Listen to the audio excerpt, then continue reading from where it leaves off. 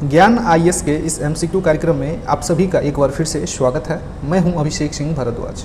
इस कार्यक्रम में हम व्याख्या सहित विभिन्न प्रतियोगी परीक्षाओं में पूछे जाने योग्य समसामयिक घटनाक्रम यानी करंट अफेयर्स पर व्याख्या सहित चर्चा करते हैं। ये ऐसे प्रश्न होते हैं जिनकी संभावनाएं आपकी प्रतियोगी परीक्षाओं में आने की सबसे ज़्यादा होती हैं। इस एपिसोड में भी हम लोग 10 ऐसे प्रश्नों पर चर्चा करेंगे व्याख्या सहित जिनके संभावनाएं आपकी परीक्षाओं में बनने योग्य सबसे ज़्यादा है।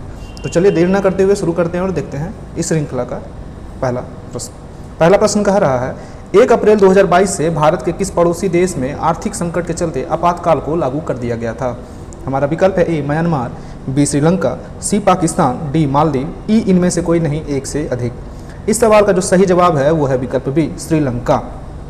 श्रीलंका इस समय आज़ादी के बाद के सबसे खराब आर्थिक दौर से गुजर रहा है। ऐसे में श्रीलंका के राष्ट्रपति गोताबाया राजपक्षे ने देश में आपातकाल को लागू कर दिया था। राष्ट्रपति आवास के बाहर हुए प्रदर्शनों के बाद सुरक्षा एजेंसियों को असंतोष से निपटने के लिए असीमित अधिकार भी मिल गए हैं। श्रीलंका के राष्ट्रपति कार्यकाल के अनुसार देश में कानून व्यवस्था कायम रखने, आवश्यक वस्तुओं की सप्लाई को जारी रखना हेतु ऐसा करना जरूरी हो गया था। इस आपातकाल के जरिए राष्ट्रपति राजपक्षे में आम जन सुरक्षा अध्यादेश के प्रावधानों को लागू कर दिया गया है, जिससे उन्हें सार्वजनिक सुरक्षा, सार्वजनिक व्यवस्था के संरक्षण, विद्रोह के दमन, दंगा या नागरिक हंगामा या आवश्यक आपूर्ति के रखरखाव के लिए नियम बनाने का अधिकार भी मिल जाता है। आपातकालीन नियमों के तहत राष्ट्रपति किसी भी संपत्ति पर कब्जा करने और किसी भी परिसर की तलाशी लेने के लिए हिरासत को अधिकृत कर सकते हैं। वे किसी भी कानून को बदल या निलंबित भी कर सकते हैं। तो इस तरह से इस सवाल का जो सही जवाब है वो है विकल्प बी श्रीलंका। हमारा अगला प्रश्न है 4 अप्रैल 2022 को 13 नए जिलों का शुभारंभ किया गया है ना, किस राज्य में। विकल्प है हमारा ए आंध्र प्रदेश, बी उत्तर प्रदेश, सी बिहार, डी केरल, ई उपर्युक्त में से कोई नहीं एक से अधिक। तो इस सवाल का जो सही जवाब है वो है विकल्प ए आंध्र प्रदेश।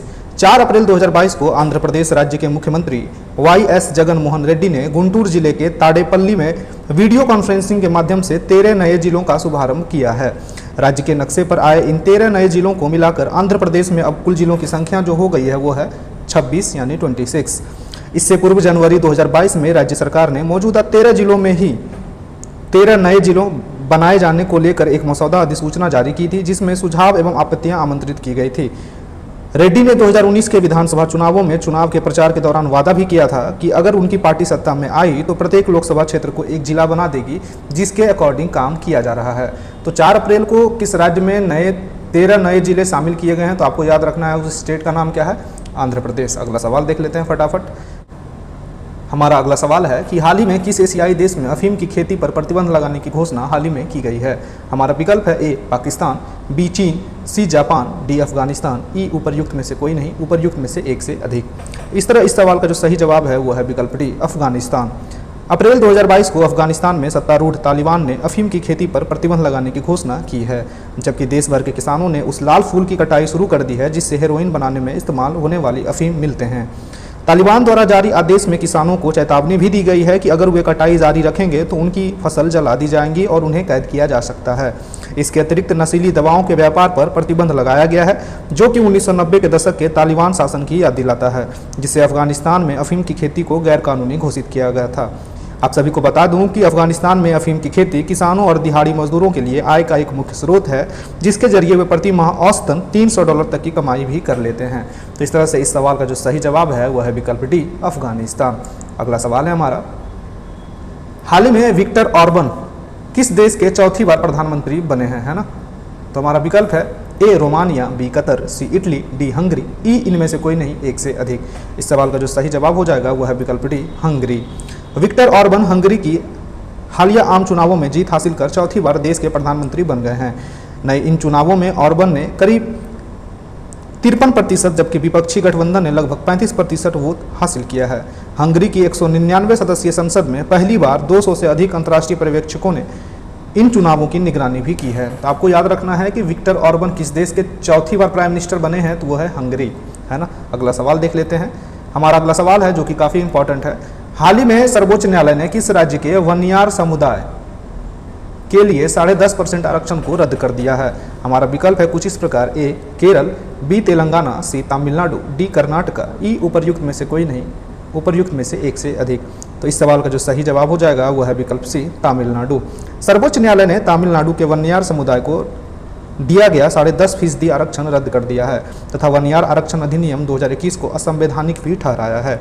वनयार तमिलनाडु की सबसे पिछड़ी जाति यानी MBC है, जो राज्य सरकार ने इस समुदाय को सरकारी नौकरियों व शिक्षण संस्थानों में 10.5% आरक्षण भी दे रखा था।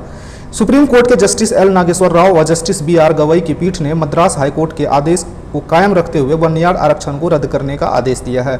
शीर्ष कोर्ट में कहा गया है कि वन्याकुल क्षत्रियों को MBC के बाकी 115 समुदायों से एक अलग समूह में वर्गीकृत करने का कोई ठोस आधार नहीं है, इसी कारण इसे रद्द कर दिया जा रहा है। तो इस तरह से इस सवाल का जो सही जवाब हो जाएगा वो है विकल्प C, तमिलनाडु। हमारा अगला सवाल है 4 अप्रैल 2022 को केंद्र सरकार ने किसे भारत का अगला विदेश सचिव नियुक्त किया है। हमारा विकल्प है A, Vinay Mohan Katra, B, Vivek Joshi, C, Harshvardhan Singra, D, Suresh Kumar, E, इनमें से कोई नहीं, एक से अधिक। तो इस सवाल का जो सही जवाब हो जाएगा वो है विकल्प A, विनय मोहन कात्रा। 4 अप्रैल 2022 को केंद्र सरकार में विनय मोहन कात्रा यानी बतौर भारत के अगले विदेश सचिव नियुक्त हुए हैं।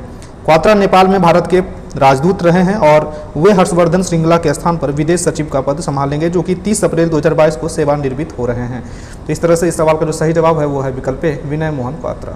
अगला सवाल देख लेते हैं। हमारा अगला सवाल है निम्नलिखित में से कौन सा देश वन्य जीवों को कानूनी अधिकार देने वाला विश्व का पहला देश बन गया है। विकल्प है हमारा ए, इक्वाडोर, बी, कतर, सी, हंगरी, डी, कनाडा, ई, इनमें से कोई नहीं, एक से अधिक। इस सवाल का जो सही जवाब है वो है विकल्प ए, इक्वाडोर। वन्य जीवों को दुर्व्यवहार से बचाने के लिए दक्षिणी अमेरिकी देश इक्वाडोर वन्य जीवों को कानूनी अधिकार देने वाला विश्व का पहला देश बन गया है। यह फैसला देश के सर्वोच्च न्यायालय ने एक बंदर एस्ट्रेलिटा के मामले की सुनवाई के दौरान सुनाया है। आप सभी को बता दूं कि 1 महीने की उम्र में जंगल से लाकर इस बंदर को पालतू बनाकर रखा गया था। बाद में उसे वर्ष 2019 में चिड़ियाघर में भेज दिया गया, क्योंकि देश में जंगली जानवरों को पालतू बनाना गैर कानूनी घोषित किया गया था। 18 वर्ष तक लाइब्रेरियन एना बियाट्रिस बर्बेनो प्रोवाना के घर रहने के बाद जब इसे चिड़ियाघर ले जाया गया तो वहां 1 महीने के अंदर ही इसकी मौत हो गई। इस घटना से विचलित होकर उन्होंने हिबियस कॉर्पस यानी किसी को उसकी मर्जी के बगैर कैद करना के मामले के तहत बंदर के अधिकारों के उल्लंघन का मामला दर्ज कराया। अदालत ने अपना फैसला सुनाते हुए कहा कि वन्य प्रजातियों और दूसरे जीवों को उनकी मर्जी के बगैर पकड़ना, उनका शिकार करना, बंदी बनाकर रखना तथा तस्करी कर उनका व्यापार करने का किसी को भी अधिकार नहीं है। तो इस तरह से इस सवाल का जो सही जवाब है वो है विकल्प ए, इक्वाडोर। अगला सवाल देख लेते हैं हम लोग।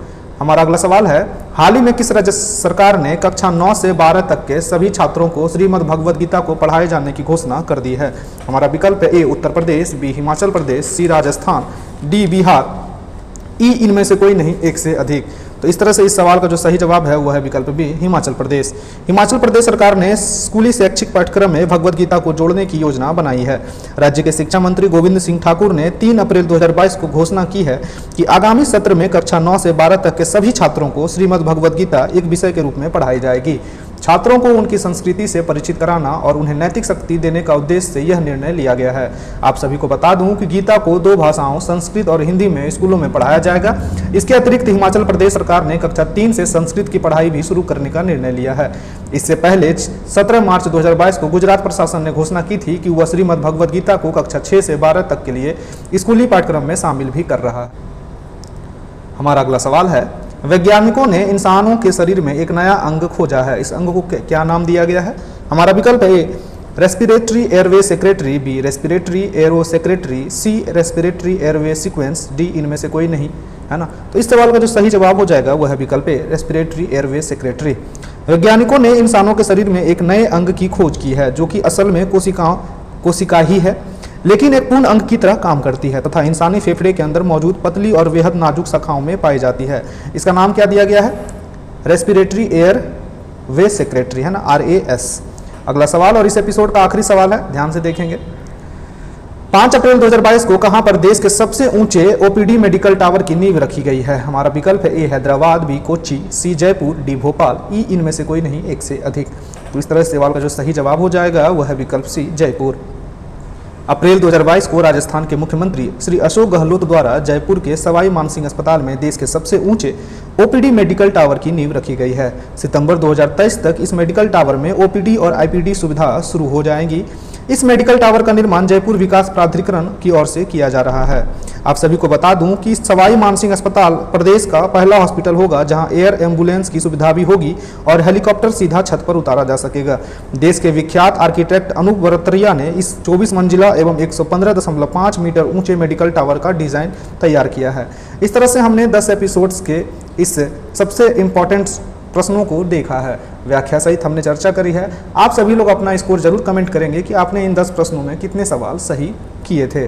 मिलते हैं अगले एपिसोड में, तब तक पढ़ते रहिए, मस्त रहिए। ज्ञान IAS से जुड़ने के लिए आप सभी का दिल से धन्यवाद। Thank you.